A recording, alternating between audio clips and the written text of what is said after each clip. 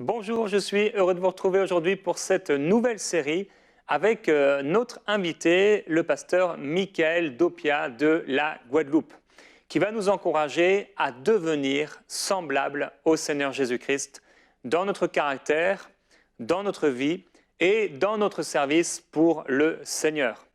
Alors, la parole de Dieu nous dit que tel il est, tel nous sommes. Et lorsqu'on regarde dans la parole de Dieu, le dernier chapitre dans le livre des Proverbes, et qu'on découvre cette femme vertueuse, elle peut nous rendre mal à l'aise tellement elle est parfaite.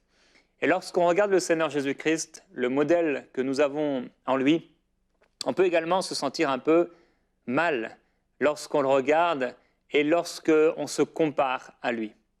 Mais la parole de Dieu le déclare avec vérité, tel il est, tel nous sommes.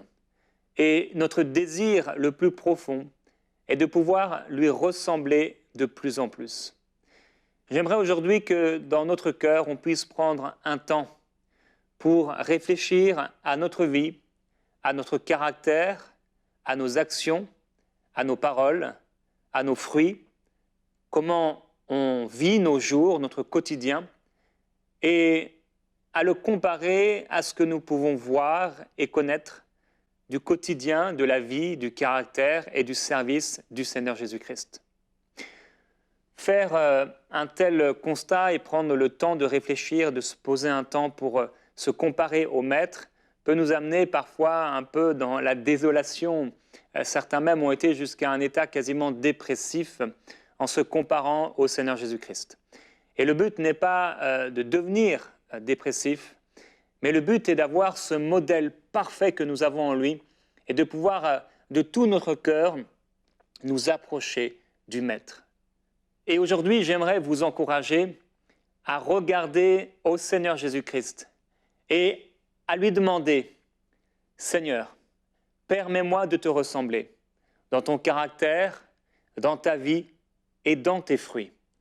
Et je crois que le Seigneur Jésus-Christ vous fera la grâce cette semaine et dans les prochains temps de lui ressembler de plus en plus au point d'en être surpris. Et la parole de Dieu nous déclare que c'est l'œuvre du Saint-Esprit en nous qui nous change. 1 Thessaloniciens 5, 23 et 24, c'est lui qui le fera. Alors, par la foi, je veux vous encourager à vous mettre en action, mettre votre foi en action et demander à ce glorieux et merveilleux Saint-Esprit de vous transformer encore alors que vous réalisez, que nous réalisons ce qui ne va pas dans notre vie, peut-être le manque de fruits, et pouvoir déposer cela aux pieds du Seigneur et être transformé par le ministère glorieux du Saint-Esprit dans votre cœur. Je vous invite à écouter maintenant le pasteur Michael Dopia qui va nous encourager à porter les œuvres que le Seigneur Jésus-Christ portait et même de plus grandes encore.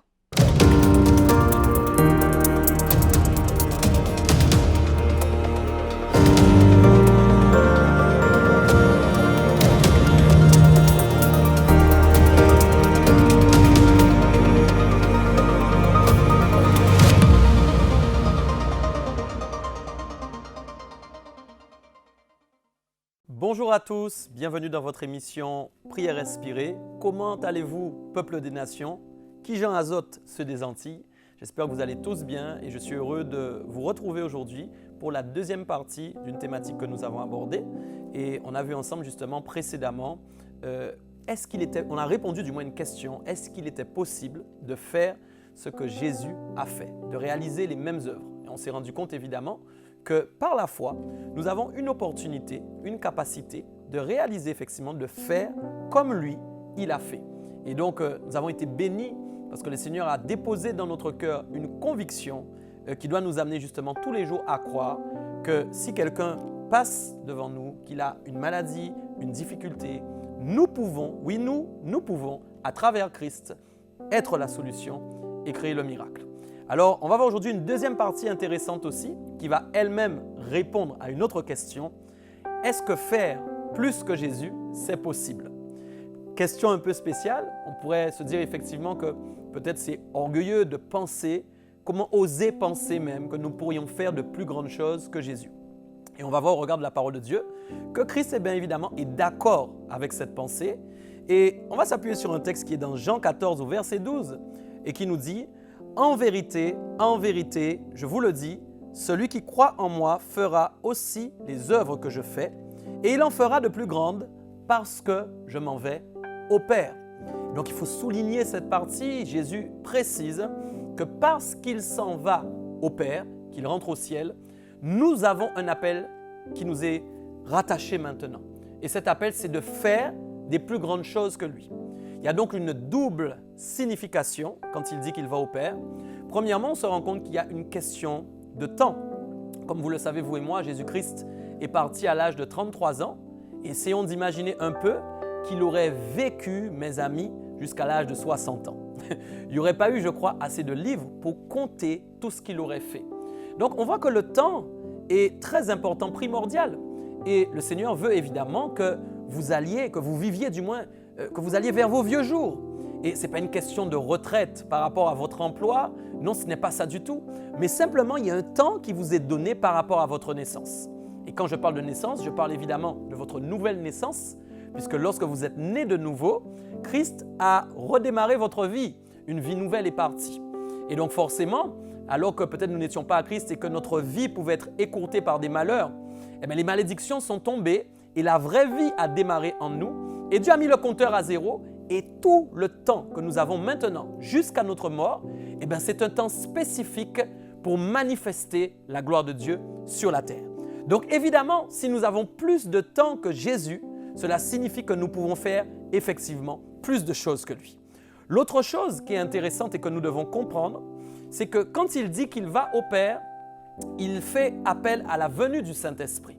Jésus allait partir et les disciples, évidemment, étaient tristes à ce moment de savoir qu'il ne serait plus à leur côté, mais il leur a fait une promesse, c'est que le Consolateur allait venir à sa place. Et donc forcément, la venue du Saint-Esprit, qui n'était pas encore arrivée avant le départ de Christ, est primordiale dans notre capacité à faire de plus grandes choses par rapport au temps qui nous est imparti. Nous ne le faisons plus seuls, nous ne le faisons pas de nos propres forces, mais au contraire, le Saint-Esprit qui habite en nous est l'assurance de la présence de Christ en nous qui nous permet de faire les mêmes choses que lui il a fait avec plus de temps imparti, ce qui augmente évidemment notre capacité à faire au-delà même de ce que Christ a fait. C'est donc formidable. Regardez bien ce qui est écrit ensuite au verset 13 et qui est important. « Et tout ce que vous demanderez en mon nom, je le ferai afin que le Père soit glorifié dans le Fils. » Et c'est là où on voit la grandeur en fin de compte de la manifestation du Saint-Esprit en nous. Pourquoi? Parce qu'il y a une dimension de prière, d'exaucement qui est rattachée au fait que Jésus fasse cette promesse. Il va dire pour la première fois quelque chose d'important, « Tout ce que vous allez demander en mon nom. » Il n'y a pas en fin de compte quelque chose qui ne peut pas être demandé, mais le tout signifie qu'aucun obstacle ne peut tenir face aux prières qui sont incorporées dans le nom de Jésus. Et il dit, je le ferai afin que le Père soit glorifié dans le Fils. La gloire de Dieu donc veut se manifester à travers le Fils et elle veut donc se manifester aussi à travers vous-même. Vous devez comprendre donc que quand Jésus veut que vous fassiez des plus grandes choses que lui, il veut vous exaucer dans tout ce que vous allez demander. Et c'est là où on voit aussi des prières qui sont réellement inspirées en fin de compte par le désir du cœur du Père. Il ne s'agit pas ici de demander des voitures. Il ne s'agit pas ici de demander des maisons, non. Mais il s'agit ici d'avoir la foi pour faire des prières d'exaucement qui sont liées à ce que Dieu veut exaucer sur la terre, évidemment, les œuvres de Jésus-Christ. Quand vous voyez les œuvres de Jésus, évidemment, vous voyez qu'elles étaient toujours manifestées pour aller aider quelqu'un. Et c'est ce que nous avons dit dans la première émission. Et je veux appuyer encore sur cet aspect. Chaque fois que vous voulez, en fin de compte, solutionner un problème, aider quelqu'un, lui prouver l'amour de Christ envers lui, sachez que vous déclenchez automatiquement une prière qui doit être exaucée. Et on voit qu'il va dire précisément que la gloire du Père sera dans le Fils. Donc quand nous parlons en fin de compte du Saint-Esprit qui nous est donné, qui est venu évidemment à la place de Jésus sur la terre, nous voyons que la gloire de Dieu peut se manifester dans notre vie à partir du moment où nous comprenons que notre appel, c'est faire des plus grandes choses que Christ a fait lui-même à travers la puissance du Saint-Esprit qui habite en nous. Et donc, ce temps imparti, je pense, vous l'avez compris, est primordial et nous devons l'utiliser. Dans Jean 14, au verset 11, il dit « Croyez-moi, je suis dans le Père et le Père est en moi. Croyez du moins à cause de ses œuvres. » On voit donc qu'il y a une combinaison pour sauver, pour œuvrer entre le Fils qui est dans le Père et le Père qui est dans le Fils. Cette combinaison est incroyable. C'est un duo qui travaille à travers vous, à travers la puissance du Saint-Esprit. Et c'est pourquoi quand nous disons en fait que nous ne sommes pas seuls, la dimension de la Trinité peut se manifester en nous à travers la présence de l'Esprit. D'ailleurs, il confirme cette pensée dans Jean 17, les versets 20 à 23. Regardez ce qu'il va dire. Ce n'est pas pour eux seulement que je prie. Jésus va dire, ce n'est pas pour eux seulement que je prie, mais encore pour ceux qui croiront en moi par leurs paroles. Vos paroles donc sont déjà bénies par la présence de Christ qui veut sauver le monde. Il précise qu'il prie déjà pour ceux qui doivent entendre le son de votre voix. Vous devez comprendre donc que chaque journée qui commence n'est pas une journée anodine. Ce n'est pas une journée comme une autre. Mais chaque journée qui commence est en fait une journée où, sans vous en rendre compte, quelqu'un qui doit entendre votre voix, mais qui ne se prépare pas à l'entendre, mais qui l'entendra, sera touché par ce que vous allez dire. Car Jésus a probablement prié pour quelqu'un que vous devez rencontrer, et c'est pourquoi vous-même, vous devez vous préparer tous les jours à parler à quelqu'un. Souvent, en fin de compte, nous entendons une conviction dans notre cœur. Quelque chose qui nous dit, va vers cette personne, parle-lui. Et nous commençons à mettre des couches de doute au-dessus. Nous commençons à nous demander, est-ce que c'est bien la voix de Dieu qui nous a parlé? Est-ce que c'est bien l'Esprit de Dieu qui est en train de me convaincre à ce moment? Vous devez chasser tous les doutes. Il vaut mieux essayer de faire ce que vous entendez, quitte à être surpris vous-même par ce qui va se passer. Et ce sera souvent le cas. Et même si vous êtes en échec, ce ne sera pas grave. Ce sera l'occasion pour vous de simplement de renouveler vos essais avec la présence de Dieu. Il dit au verset 21, regardez mes amis comment c'est important. Afin que tous soient un.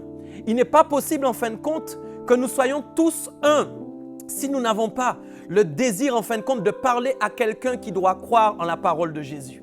Donc vous voyez en plus qu'il y a une dimension d'unité dans le fait que le corps de Christ, chaque membre du corps de Christ comprend que sa parole en fin de compte est appelée à bénir quelqu'un. Et il va dire voilà, afin que tous soient un comme toi Père, tu es en moi et comme je suis en toi, afin qu'eux aussi soient un en nous pour que le monde croie que tu m'as envoyé. Ça c'est fort. Le monde ne peut pas croire que Jésus a été envoyé si nous-mêmes, nous ne sommes pas un. Et regardez bien ce qu'il dit. Il dit, tout soit un comme toi, Père, tu es en moi. Il y a une comparaison qui est faite. Donc quand nous sommes un, en fin de compte, ensemble avec cette parole que nous pensons être une parole pour quelqu'un, il se passe quelque chose. C'est comme si le Père était en Jésus. La présence de Dieu est donc palpable. La présence de Dieu est donc réelle à travers cette pensée. Et au verset 22, il va dire, je leur ai donné la gloire que tu m'as donnée, afin qu'ils soient un comme nous sommes un. Ça, c'est fort. Il va dire, Jésus a donné la gloire qu'il a donnée, afin qu'ils soient un comme nous sommes un. Il y a encore une comparaison. Il dit que tel que c'est le cas entre le Père et le Fils, c'est la même chose qui se passe aussi à travers nous parce que sa gloire nous a été léguée. Et c'est pour ça en fait que nous devons comprendre que la gloire de Dieu, une des plus grandes gloires du Seigneur, c'est quoi? C'est de manifester ce que Jésus a manifesté sur la terre. Sans en fin de compte chercher à réaliser nos propres désirs, à combler nos propres besoins, mais en oubliant ce dont nous-mêmes nous avons besoin, mais en pensant évidemment aux besoins des autres.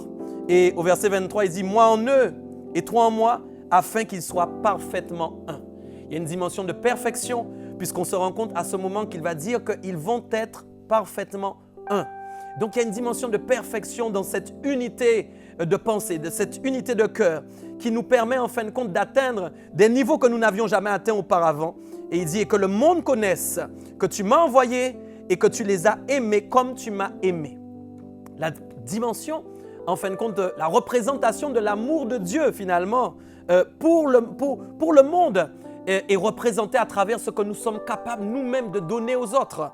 Et donc, mes amis, nous ne pouvons pas penser que nous ne sommes pas appelés à faire de plus grandes choses. Quand nous comprenons à travers ce qui vient d'être dit, que le temps nous a été offert pour pratiquer les œuvres de Christ, et nous voyons en fait que notre vie ne nous appartient plus. La problématique souvent que nous rencontrons, c'est que notre vie nous appartient encore trop. Et tant que notre vie nous appartient, nous voulons garder le contrôle sur cette vie. Nous gardons aussi le contrôle sur nos besoins, nous gardons le contrôle sur ce que nous avons envie d'avoir. Nos projets même sont influencés parfois par des désirs charnels. Mais nous voyons que quand notre désir est axé sur le fait de faire ce que Jésus a fait, nous arrivons à oublier notre vie. Elle tombe du moins entre les mains de Christ. Et j'aimerais vous dire que c'est la meilleure chose qui pourrait vous arriver, que votre vie tombe entre les mains de Jésus. Pourquoi la meilleure chose? Parce que c'est aussi le moyen pour Dieu de s'occuper de vos affaires. C'est aussi le moyen pour Dieu de vous donner plus même que ce que vous attendez. Je crois que Dieu veut vous bénir au-delà de vos propres espérances, au-delà de ce que vous-même vous avez imaginé. Je pense qu'il y a des cadeaux de Dieu qui sont cachés, qui sont préparés, que vous ne pensiez pas recevoir et que vous allez recevoir parce que vous ne voulez plus vivre pour vous. Et regardez bien ce qui est dit aussi dans Jean 14, les versets 15 à 21. « Si vous m'aimez, gardez mes commandements. Et moi, je prierai le Père et il vous donnera un autre consolateur. » Chaque fois que Jésus a prié, il n'a pas prié au hasard ni pour rien. Mais il a prié un jour pour que vous puissiez recevoir ce consolateur. Essayez d'imaginer quand vous demandez à quelqu'un de prier pour vous. Vous avez envie qu'on vous soutienne. Cette personne prend du temps. Cette personne se met à part. Jésus a pris le temps de prier pour que nous recevions son consolateur. S'il ne l'avait pas fait, peut-être nous ne l'aurions pas eu. Et il dit afin qu'il demeure éternellement en vous. Donc on voit qu'il y a la pensée de l'éternité qui est rattachée au fait de recevoir le Saint-Esprit. Et donc c'est là qu'on voit, vu que votre parcours sur terre fait partie d'un temps, c'est un temps imparti lié à l'éternité, puisque vous êtes déjà connecté dans votre futur à la pensée de l'éternité. Donc cette partie de l'éternité qui est vivante durant votre cursus sur la terre fait partie intégrante du fait que vous ayez reçu le consolateur. Donc le consolateur a été donné pour vous, pour que durant votre vie, votre pèlerinage sur la terre, vous puissiez manifester les œuvres de Jésus. Il dit, verset 17, « L'esprit de vérité que le monde ne peut recevoir, évidemment, parce qu'il ne le voit point et ne le connaît point, mais vous, vous le connaissez, car il demeure avec vous et il sera en vous. Le Saint-Esprit habite en vous, il demeure en vous, il ne vous abandonnera pas. » Il dit, verset 18, « Je ne vous laisserai pas orphelin, je viendrai à vous. Encore un peu de temps et le monde ne me verra plus, mais vous, vous me verrez, car je vis et vous vivrez aussi. En ce jour-là, vous connaîtrez que je suis en mon Père et que vous êtes en moi et que je suis en vous. » Le jour qui a été donné pour que nous ayons l'assurance que, mes amis, nous soyons nous-mêmes, mes amis, en Jésus et que lui-même est en nous, c'est le jour où le consolateur a été donné. Ce qui veut dire que depuis le jour de la Pentecôte, le jour même où l'Église a commencé à vivre, ce jour qui a tout changé, le jour où le feu de l'Esprit est descendu, tout a changé. Et depuis ce jour-là, il y a quelque chose qui s'est passé et qui ne changera jamais. Donc rappelez-vous toujours de ce jour où vous avez reçu le Saint-Esprit. Peut-être vous ne l'avez peut-être pas encore reçu, mais il vient maintenant. Aujourd'hui même, au moment où vous êtes en train de regarder cette émission, il peut vous embraser, il peut vous toucher. Vous sentez ce désir en vous-même de pouvoir faire les œuvres que Jésus a faites et d'en faire de plus grandes. Vous sentez qu'il vous manque quelque chose. Le Saint-Esprit va venir vous combler. Le Saint-Esprit va venir vous toucher. Ce jour est particulier. Il ne vous a pas oublié. J'entends dans mon esprit qu'il me dit de vous dire « Je ne t'ai pas oublié ». Parfois, tu as pensé en regardant les autres. Tu as pensé que quand tu regardais ceux qui étaient en train de faire des choses que toi-même tu n'avais jamais faites, tu as pensé que tu ne pourrais jamais le faire. Mais voilà qu'aujourd'hui même, le Seigneur est en train de te rappeler que ces choses ne sont pas réservées à certaines personnes, mais qu'il y a une porte ouverte, un chemin ouvert, un accès du ciel qui est donné maintenant pour que vous-même, vous puissiez recevoir le feu du Saint-Esprit qui va vous permettre de faire des choses extraordinaires par la présence de Christ qui habite en vous. Donc, vous n'avez pas été oubliés. Vous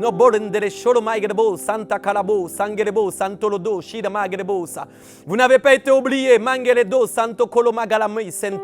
Il ne vous a pas laissé de côté. Mais au contraire, il est en train maintenant de s'approcher de vous. Il est en train maintenant de venir auprès de vous pour vous faire sentir qu'il est là à vos côtés. Et ce qu'il dit en fait, tu es à moi et je suis à toi. Nous formons un seul maintenant dans un esprit parfait. Et le fait que nous soyons un, nous allons œuvrer ensemble. Nous allons marcher ensemble. Mes pensées vont devenir tes pensées. Ma manière de voir les choses va devenir ta manière de voir les choses. L'influence de mon esprit va se manifester de plus en plus fort dans ta vie. Et toi-même, tu verras que ce que tu ne pouvais pas faire auparavant, tu vas commencer à le faire. La gloire de Dieu est présente dans l'esprit d'unité. La gloire de Dieu est présente maintenant dans cette journée. Et il y a quelque chose qui se passe. Tes yeux sont en train de s'ouvrir. Les pensées de ton cœur sont en train d'être métamorphosées. Il y a une joie même qui est en train de venir maintenant. Une joie de le servir. C'est une joie de le servir. C'est-à-dire que la joie même te pousse à crier à Dieu. Tu sens que cette joie est en train de te pousser à le glorifier. Cette joie est en train de te pousser à l'adorer. Et au moment même où tu commences à l'adorer, au moment même où tu commences à le glorifier, il y a des choses qui sont en train de changer dans ton état de pensée et ton état de cœur. Je vois même au moment où je parle qu'il y a quelqu'un qui regarde cette émission, ça faisait déjà 3 jours. J'entends 3 jours. Et je vois le chiffre 3. Et le Seigneur me dit, ça fait déjà 3 jours que tu pries parce que tu veux accomplir ce que Jésus a accompli. Et tu as eu souvent des doutes. Il me montre qu'on a souvent dit dans ta vie que des paroles ont été prononcées pour dire que ta main serait une main de miracle, une main de guérison. Mais tu as atteint un moment où tu n'y croyais plus. Tu as atteint un moment où tu n'y crois plus. Mais le Seigneur maintenant vient te dire, non, ce n'est pas fini. Le Seigneur vient maintenant pour toucher en profondeur ton cœur. Il vient augmenter ta foi. Et il vient te dire que tout ce que tu n'as pas fait hier, ça ne veut pas dire que tu ne vas pas le faire aujourd'hui. Et je déclare aussi cette parole et ces pensées sur toutes les personnes qui sont en train de regarder cette émission. Ce n'est pas ce que vous n'avez pas fait hier que vous ne ferez pas aujourd'hui et demain. Car le Seigneur est en train de consacrer votre vie à son service. Je prie maintenant que la consécration au service de Dieu se révèle à vous. Ce n'est pas un service simplement dans une église. Ce n'est pas un service simplement parce que, oui, on t'a appelé à servir, je ne sais pas dans quel ministère, dans ton église. Non, mais c'est au service des autres. Il est en train de me dire, il est en train d'égayer les yeux de vos cœurs afin que vous ayez un regard sur tout ce qui se passe autour de vous. Il va y avoir la manifestation de la gloire de Dieu à travers vos mains. Je vois maintenant comme une huile qui coule dans les mains de certaines personnes. Il y a une huile d'onction, une huile favorable. Des mains même sont en train de chauffer. Des mains sont en train de brûler maintenant parce qu'elles reçoivent un don du Saint-Esprit. Elles reçoivent un feu du Saint-Esprit pour imposer les mains afin qu'il y ait des choses surnaturelles qui se passent. Oui, Père, nous appelons ton surnaturel à se manifester maintenant au nom de Jésus-Christ. Maintenant, c'est en train d'avoir lieu. Et vous êtes en train de sentir même, ça chauffe même au niveau même de votre corps. L'Esprit de Dieu est en train de vous embraser. Et il vous dit, je vous embrase pour que vous puissiez embraser les autres. Je vous embrase pour que vous puissiez faire ce que j'ai fait et bien au-delà. Je vois aussi quelqu'un qui regarde cette émission, plusieurs personnes même, et qui ont planifié leur programmation de vie sur des projets humains, qui ont planifié en fin de compte des projets de construction de maisons, des projets professionnels. Mais Dieu me montre que ça a pris beaucoup trop de place dans votre cœur. Vous oubliez même que vous pouvez servir Dieu. Vous oubliez même que vous êtes des instruments pour la gloire de Dieu. Que là où vous êtes placés, ce n'est pas pour vous-même, mais c'est pour faire quelque chose pour quelqu'un. Dieu me dit maintenant que tous ceux qui lèvent les mains au ciel, qui sont en train de prendre conscience maintenant et qui veulent que le Seigneur maintenant les touche, qui veulent maintenant oublier leur programme, qui veulent oublier leur planning, maintenant il vient et il touche vos cœurs. Maintenant, il dépose un esprit de conviction qui ne changera jamais. Cette conviction à tout jamais va changer vos planifications. Vous ne regarderez plus jamais vos projets de la même manière, mais vous allez mettre en avant la pensée du cœur de Dieu dans tout ce que vous faites. Le Seigneur me dit que quand il est au premier plan et que nos projets deviennent secondaires, voici la gloire de Dieu émane du ciel et descend dans votre maison. À ce moment même, des projets que vous avez commencé à constituer commencent à être reconstitués par Dieu. La reconstitution même amène des choses dans vos projets que vous n'aviez pas établies au préalable. Il y a un esprit d'étonnement qui vient. Qu'y a-t-il d'étonnant de la part de l'Éternel? Il est celui-là qui peut faire des choses au-delà de nos propres pensées, au-delà de nos propres schémas de vie. Et il commence à le faire. Il commence à le faire maintenant. J'entends aussi, rien ne sert de courir Beaucoup d'entre vous, beaucoup d'entre nous, parfois nous courons et nous ne prenons pas le temps d'aller dans l'intimité avec Dieu. Nous ne prenons pas le temps d'aller écouter sa voix. Comment voulez-vous entendre sa voix qui vous dit tu vas rencontrer telle femme aujourd'hui à telle heure, tu vas rencontrer telle personne à qui tu devras donner juste une phrase. Parfois nous cachons la voix de Dieu parce que nous avons oublié de prendre du temps dans l'intimité avec lui. Il t'appelle à l'intimité, appelle au secours. Dis-lui Seigneur, emmène-moi dans ton intimité. Seigneur, emmène-moi dans ta présence. Je me rends compte que je me suis oublié dans des choses. Je cours et je ne suis plus capable de m'arrêter. Mais voici aujourd'hui, tu dis stop, c'en est assez. J'arrête maintenant le cours de ma vie pour venir dans ta présence. Et il ne tardera pas à venir. Ferme la porte de ta chambre, mets tes genoux par terre et appelle le Seigneur. Appelle-le maintenant. Dis-lui que tu veux entendre sa voix. Dis-lui que tu veux savoir ce que tu dois faire pour quelqu'un qui attend ta présence. Tu es attendu par quelqu'un. Tu es attendu par quelqu'un qui doit te rencontrer et que tu dois délivrer, que tu dois toucher. Et pour ça, tu dois entendre la direction du Saint-Esprit. Tu dois voir clair. Je prie pour qu'il y ait un éclaircissement. Là où il y avait du brouillard, là où il y avait de la brume, il y a un éclaircissement spirituel qui se fait pour beaucoup d'entre vous. Des larmes commencent à couler. Des larmes commencent à couler pour beaucoup d'entre vous. Il y a un esprit de repentance qui descend sur vous. Il y a un esprit de conviction de péché qui descend sur vous et qui vous touche maintenant et qui vous amène maintenant à vous repentir. Le Seigneur vient calmement. Il vient calmement dans la douceur de sa présence et il vous amène maintenant. Il vous amène maintenant dans sa présence. Il vous touche maintenant. Et tel un papa qui aime son enfant, il vous dit, je t'aime mon enfant. N'aie point de crainte, je suis avec toi. Je marche avec toi tous les jours de ta vie. Je ne t'abandonne pas. Je ne t'abandonne pas. Je suis avec toi. N'aie plus de crainte. N'aie plus de peur. Il y a une Sarah qui regarde cette émission. Le Seigneur lui dit, oui, je t'ai choisi, je t'ai élu. Par tes mains, de grandes choses peuvent se faire. Par ta bouche, de grandes choses peuvent se passer. Il y a un Lionel aussi qui regarde cette émission. Le Seigneur te dit la même chose maintenant. Et il vous visite maintenant par sa présence. Il y a un Bertrand aussi qui regarde cette émission. Et il vous saisit encore par sa présence. Il y a une Gina aussi qui regarde cette émission. Et il te saisit aussi par sa présence.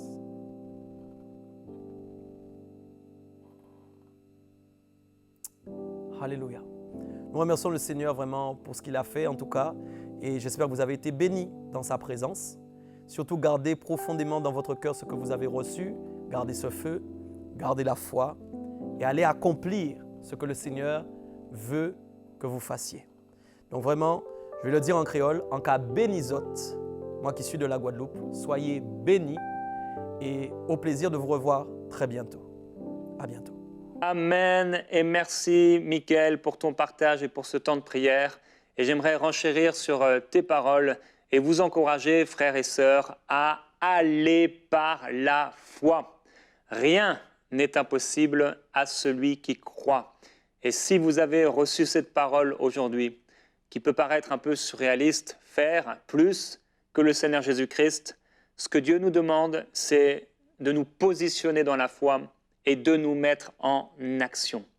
Et j'ai eu la joie de prêcher quelquefois dans l'église du pasteur Michael Dopia en Guadeloupe et également de pouvoir faire des émissions Go en Guadeloupe également.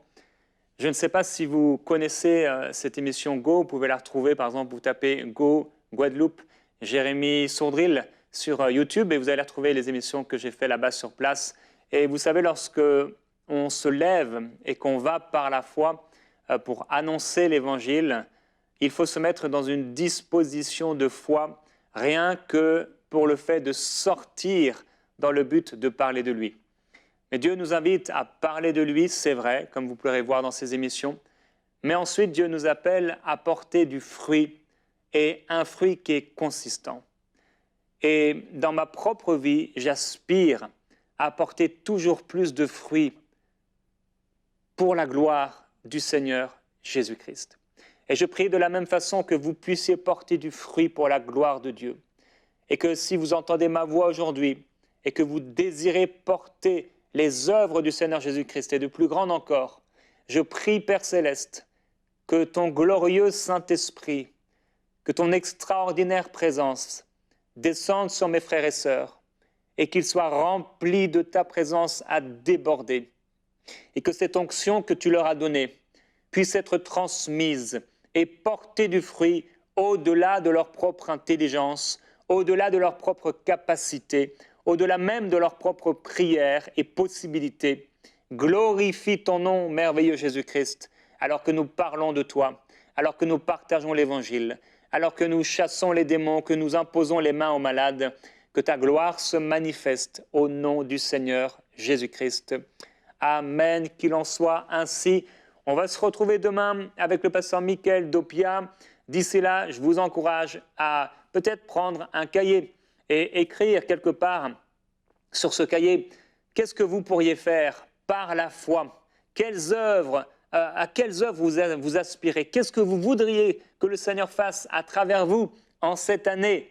Il faut un objectif et Dieu répondra en fonction de cet objectif, de votre foi et de votre obéissance alors qu'il va vous parler. On se retrouve demain dans Prière Inspirée.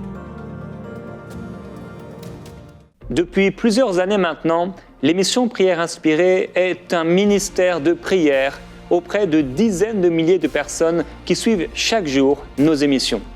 Chaque jour, nous recevons des témoignages qui nous parviennent du monde entier, de personnes qui ont été transformées par la puissance de Dieu. Oui, la prière fervente du juste a une grande efficacité. J'aimerais aujourd'hui vous encourager à faire partie des 3500 héros qui se lèvent pour nous permettre de terminer la construction du centre EMCI et de l'équiper, afin que des milliers de personnes soient encore délivrées, libérées, sauvées, transformées, guéries par la puissance du Seigneur Jésus-Christ. Rejoignez aujourd'hui les 3500 héros qui se lèvent pour terminer la construction du centre EMCI et l'équiper. Dès maintenant, donnons pour achever la construction et équiper le centre EMCI. Pour faire votre don, rendez-vous sur emcitv.com/3500. Vous pouvez donner en une seule fois ou en plusieurs mensualités.